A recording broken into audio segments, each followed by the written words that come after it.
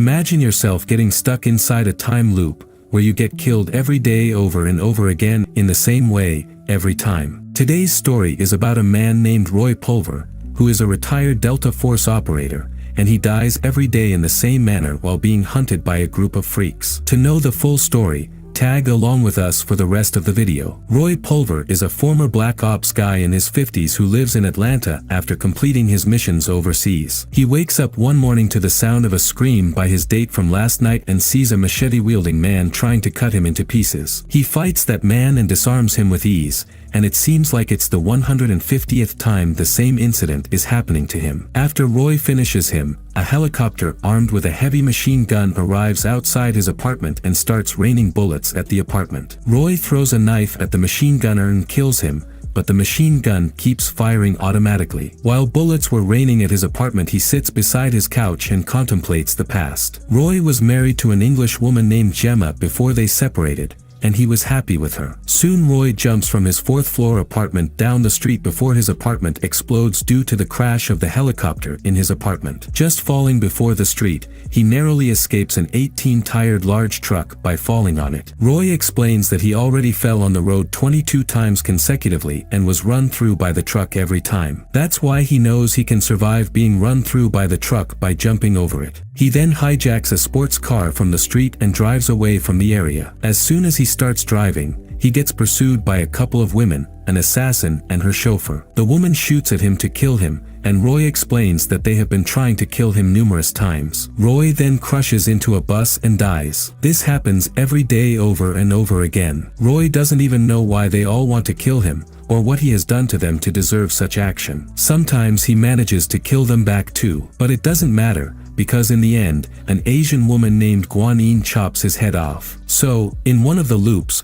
Roy calls his former wife Gemma for help to understand the situation he is going through, but he gets surprised when it is answered by retired Colonel Clive Venter, who is Gemma's boss. When Roy asks about Gemma, Colonel Venter replies that Gemma is dead, as she broke her neck last night by falling from stairs in the lab. Roy drops the call as he didn't believe that it was an accident, and suddenly 2 German twin assassins blow him off with a big gun. In every loop, the same things happen to Roy with slight variations, and every time he dies at the end. Roy never could reach Gemma or find out how she died. Roy then goes to a Chinese diner run by his friend Chef James and orders 2 large bottles of Chinese liquor. A man named Dave, who is a counter-surveillance expert, eats beside him and bashes him for drinking so heavily and gives him a speech about it. Roy knows every little detail that is going to happen at 11:05 a.m. A famous Chinese sword fighter who is 12 times world champion named Dai Feng enters the diner and so on. But no matter which direction Roy runs to get away from his assassins or how hard he fights them back, he never stays alive past 12:47 p.m. They always find him within that time and kill him. So Roy gets furious as he dies every time, and on top of that his loved one is already dead. In Roy's mind, it's payback time. Then we can see in the story that before this time loop started, Roy met his former wife, which was only yesterday, but for Roy, it was months ago. Roy was invited by Gemma, who works as a scientist for a private company. When Roy arrives at the lab, she starts taking his measurements, and Roy gives her his resume and inquiries about the job. But both of them are unaware of the fact that they were being watched by a secret surveillance camera by Colonel Clive Venter and his head of security, Brett. Gemma shows Roy a device that can make time travel possible and can break the barrier of space. She tells Roy the capabilities of this device, which Roy barely understands. Brett interrupts their conversation by informing Gemma that Colonel Clive ordered her to be at his office immediately and reminds her that her lab is a restricted area and therefore off limits to visitors. After Brett leaves, Gemma tells Roy that she lied about the job interview. The lab is not hiring anyone now,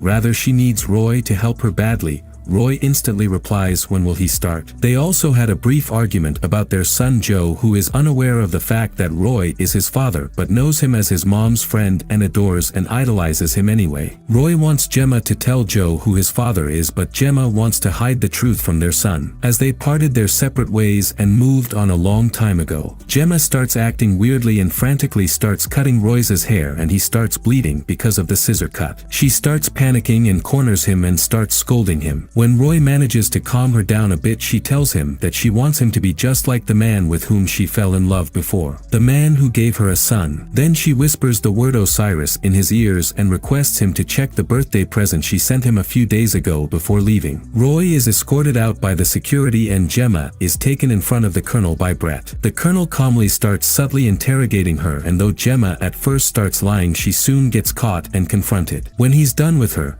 he warns her that there would no more be any visitors in the lab and that should be informed about every development in the lab. Then the Colonel tells Gemma she may take her to leave. When Gemma leaves the office, it looks like she is shaken from the incident. Meanwhile, Roy is in a bar enjoying himself with his date Alice, who is a dental hygienist and the bartender. When Alice is away for the washroom purpose, the bartender tells Roy that he and Alice will never be in love. Roy asks him why. She tells him that's because he's still in love with someone else and it's visible in his eyes. Suddenly Roy gets a phone call from Gemma at 3 a.m. and she sounds panicked. She urges him to help her, begging him to do what he always does the best. She couldn't finish her message though, as Colonel Clive is listening to her conversations when her cell phone is tapped and jams her signals by turning on an electronic jammer. Colonel Clive orders his henchmen to find her immediately and set people after Roy to track and monitor his movements. And if he becomes a problem for them, then ruthlessly eliminate him quickly. As Roy didn't understand the message of Gemma clearly,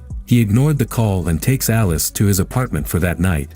But after that night he gets forced to live the life in time loop over and over again. In the next loop he opens the gift package Gemma sent him as a birthday present, and finds out that it is a book and a message that says, "Happy birthday Roy, may you live your life to the fullest and forward, but remember time waits for no men." Roy runs away with the car he steals in every loop and visits an underground gaming compound in Atlanta so he can get some extra time and read the book to understand what the message Gemma wanted to give him before she died. There he sees Joe. Now, as Gemma is already dead, Roy is his only family, and so he thinks about telling Joe the hard truth, that his mother is dead and Roy is his father. So Roy takes Joe out for lunch, but as soon as they are outside of the underground he sees that it's 12:50 p.m. It's 3 minutes past the maximum time he survived until now. So he understands that the assassins are actually tracking him, and soon all the assassins surround Roy and shoot at him. Roy saves his son from the incoming bullets by taking the hit, and before he dies he tells Joe that he is Joe's father. As soon as Roy wakes up in the next loop he starts searching for the tracking device in the diner and soon takes Dave's help to identify the tracking device. It is found that the tracking device is implanted inside one of his tooth by Alice, who was paid by Brett to do it. This was the 145th time he died at the hand of his assassins, and now he knows that they were tracking him by that device inside his tooth. Soon Roy lures all the assassins one by using the same tracking device and kills them all. Roy assumes that Gemma is dead and she puts him in the time loop for a purpose. He just has to figure out what purpose that is. He takes revenge on all the assassins by ruthlessly killing them all and blowing them away with a bomb. He gets a phone call from Brett in one of the assassins' phones and mocks Brett as a lapdog. To this, Brett challenges Roy for a combat. Roy accepts the challenge and threatens Brett. Roy tries to enter the compound of Dino Lab a couple of times, but every time he gets killed as Lab is heavily guarded. So he improvises and kills one of his assassins who looks similar to him, and enters the compound faking his identity, but soon he gets found out and killed. So Roy takes another attempt in next loop.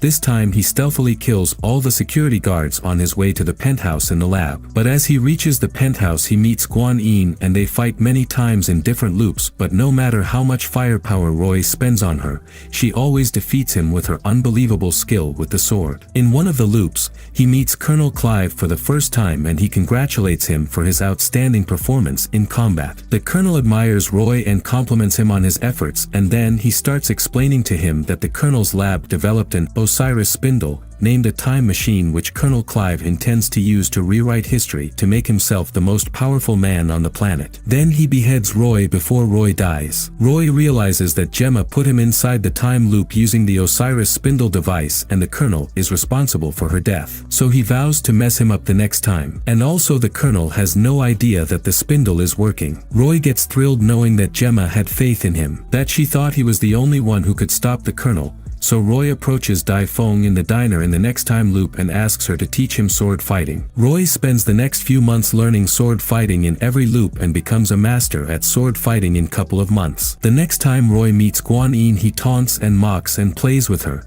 and the whole time they fight with swords. After proving to Guan Yin that he was the better sword fighter, he kills her with her sword. Then Roy kills Brett with the sword too, but Roy spares the colonel as he wants to kill the monster with his bare hands. So they start an unarmed fight, but the colonel, though an old man with white hair and a beard, proves to be a master at hand-to-hand combat. When Colonel tries to reach for a gun, Roy stabs him with the sword. The colonel understands that Roy could beat all his adversaries only because the spindle is activated, and tries to reason with Roy, saying that he can rewrite all of mankind's history without all the tragedies like World War I and World War II's. But Roy argues that the past is the past and it's not worth discussing it. Only the future matters. One should learn from past mistakes and move on to better things. The colonel mocks Roy, saying if he is here in the lab killing him, who is going to protect Joe, as the colonel already dispatched a unit to kill him. Roy rushes to the spot and finds out that Joe is dead. Out of depression, Roy stops fighting anymore. And in every loop,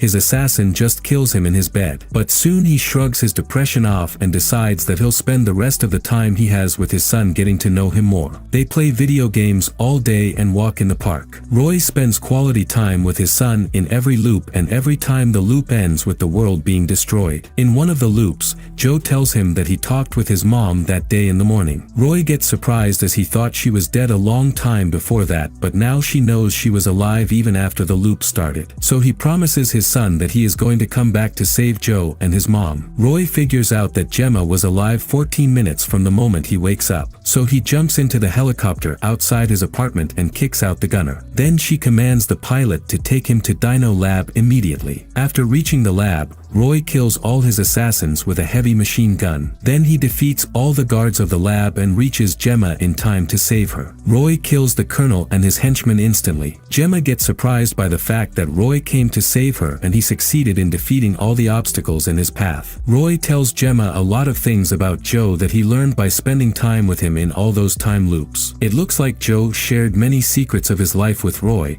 which he was afraid to share with his mom. Roy asks Gemma what can he do to stop the spindle, but Gemma sadly replies that she doesn't know. This whole work was hypothetical, and before Gemma saw Roy, she didn't even know that it works. She tells him that if he walks into the spindle, supposedly it should reset as his DNA is encoded in it, and everything should become normal again. But Gemma warns Roy that if he walks into the spindle, he might cease to exist in reality. Roy replies to this that to keep Joe and Gemma safe, he is going to take that risk. They depart for the last time by kissing each other, and Gemma tells Roy that she loves him. Roy tells Gemma to wait for him, and Gemma tells Roy she will wait for him. Roy walks into the spindle, and soon his eye colors start changing. And Gemma gets shocked by seeing that Roy by miracle survives the spindle. That's how Roy dies 300 times and stops the spindle to save his son, the woman he loves, and the whole world from the spindle. Roy is the Osiris. If you love this video, please give us a thumbs up and visit our channel for content like this, and also don't forget to subscribe.